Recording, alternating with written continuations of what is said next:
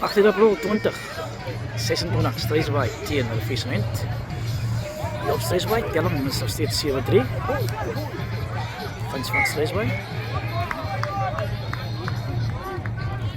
Die blauwtrein wil net vorentoe beweeg. Kerry van verloor af weer. Autospanne aanbieden zover in de competitie.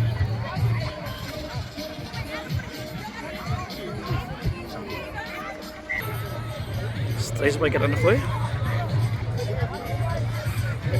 En voor die beeldkwaliteit wens die donker weer bij donker wolken.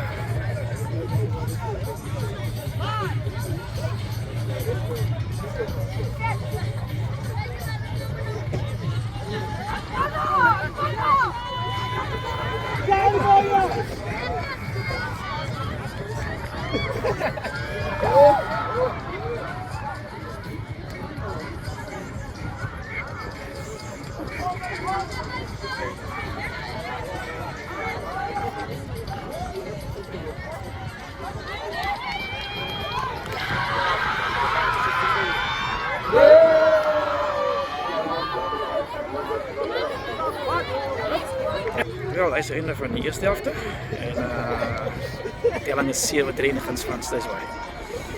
Tweede helft is sterk op pad.